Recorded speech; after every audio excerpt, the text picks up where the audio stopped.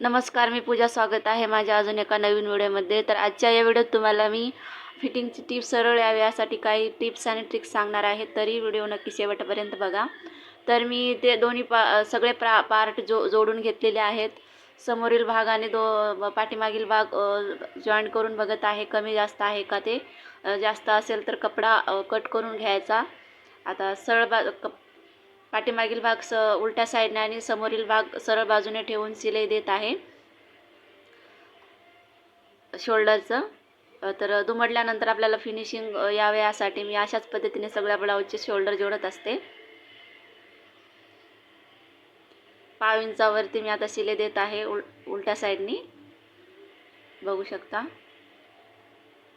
तर इथे माझे दोन्ही साईडचे शोल्डर जोडून झालेले आहेत. तर आता जो काही शोल्डरचा भाग असतो तो कमी किंवा जास्त आहे का तो बघायचा. जास्त असेल तर कट करून घ्यायचा. दोन्ही साईडचे सेम अशा पद्धतीनेच करायचे. आणि कमरेचा भाग पण कमी किंवा जास्त आहे का ते बघायचा. समोरील भाग आणि पाठीमागील भागाची मुंड्यात जास्त कपडा असेल तर कट करून घ्यायचा.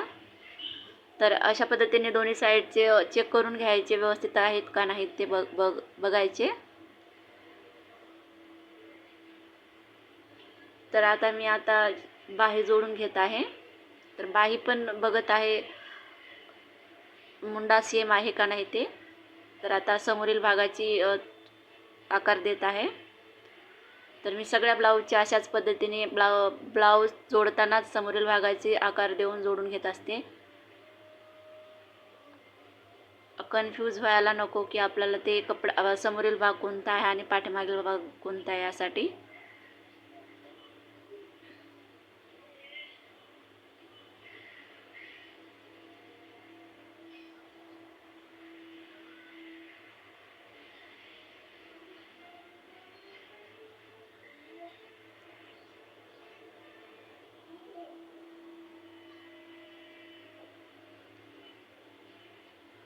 तर अशा पद्धतीने मी दोन्ही बाही जोडून घेतलेले आहेत.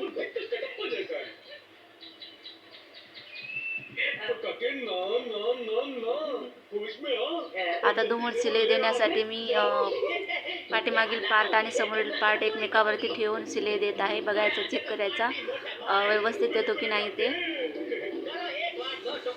बघू शकता अशा पद्धतीने. आणि कमरेच्या साईडने शिलाई द्यायची. वरून जर दिलं तर आपण कमरेच्या साईडचा भाग जो आहे खालीवर होऊ शकतो याच्यामुळे.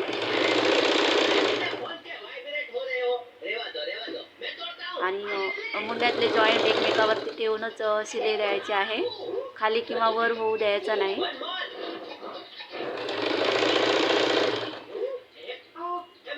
अशा पद्धतीने.